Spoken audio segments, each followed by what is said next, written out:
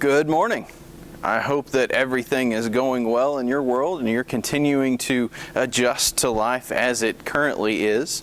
I want to take just a few minutes to continue our walk as we study this survey of the New Testament, an overview trying to see the forest and not just the trees, try to see how everything fits in pieces-wise so that we get a good picture of how everything truly works together. Today we're studying the book of Galatians, and in reality the book of Galatians was actually a letter. We've talked about this before. Most of the New Testament is comprised of letters that were written, whether they be written to individual churches like the Galatian letter, or whether they be written to individuals like 1st and 2nd Timothy, or Titus, or Philemon. We see so many letters in the New Testament. But the Galatian letter that we're studying today, it was a letter that was written to the church of Galatia. There's a little bit of debate as to whether it was the northern region of Galatia or the southern region of Galatia. Not really significant for what we're talking about now. We know that Paul was writing to a group of people that he had seen before in person. We read about Paul and his missionary journeys, and we hear about him traveling to this area. He's writing to some churches that he has been to already. And as he's writing this letter, he's responding to a situation that has arisen. That's most of the letters that we see in the New Testament are doing just that. What Paul is dealing with here is a church in Galatia that got caught up with some false teaching.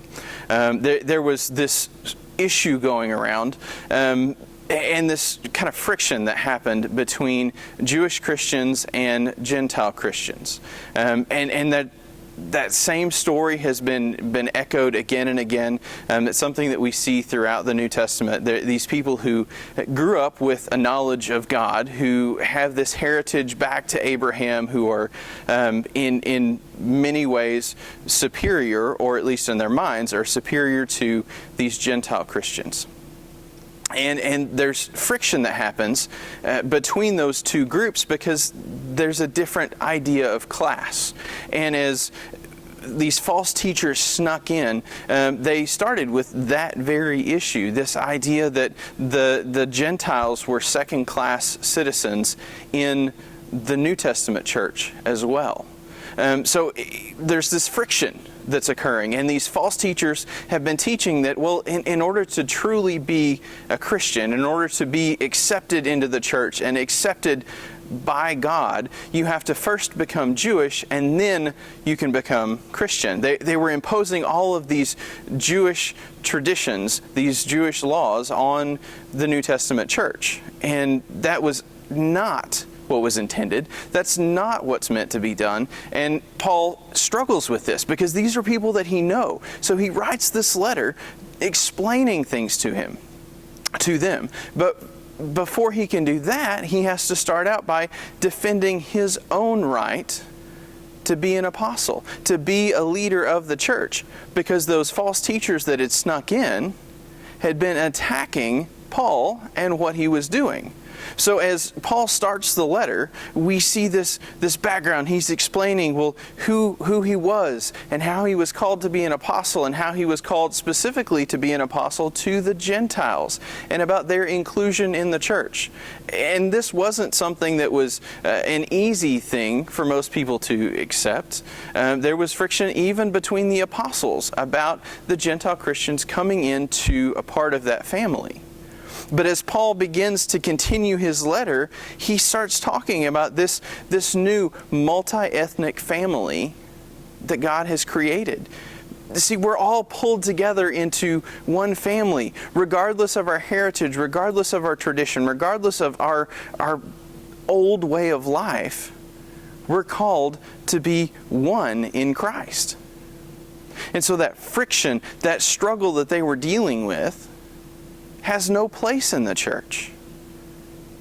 He continues on to describe this body of people that are transformed by the Spirit of God.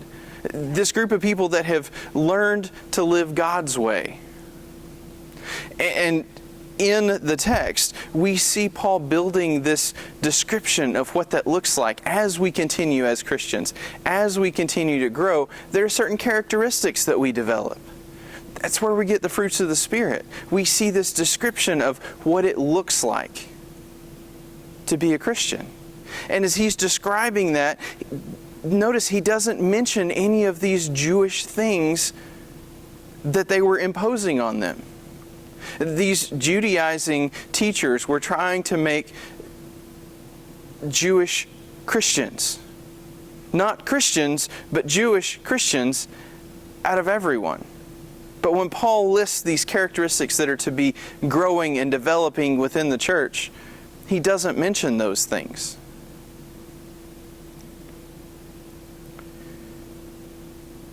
We're called to be new creations in Christ.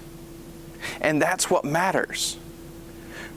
Once you go into the water and come back out, you are then, from that point forward, a new creation. Your past has no bearing on your future in a spiritual sense.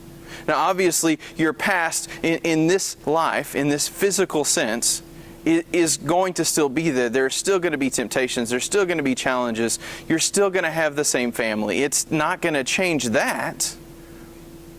But spiritually speaking, you start with a clean slate. You start at the same place that every Christian that has ever became a Christian did. That's what Paul wanted the church to understand in Galatia. That's what we need to understand too. It's a struggle in today's church sometimes for people that always grew up going to church. They always grew up going to the same church, and they spent church, they had their own traditions, they had their own rituals. It was just always what you did.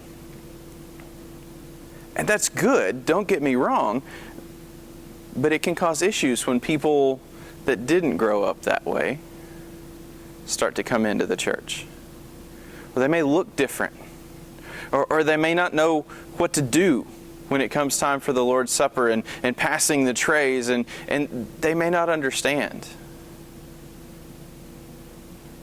See, our job as Christians, our job as the church, is to bring people in, to help them feel like they're part of the family. The Galatian church wasn't doing that. And we need to make sure that we're not either. Next week, we'll continue on our study. We're just working our way through the New Testament. So after Galatians comes Ephesians, and we'll study the Ephesian letter a little bit, its background and purpose and some application as well. But continue to study, take some time, read the Galatian letter, understand what Paul is teaching, and try to bring that to a greater understanding. Read ahead, read the Ephesian letter as well between now and next week, and hopefully we'll just pick up where we left off then. Thanks, and have a great rest of your day.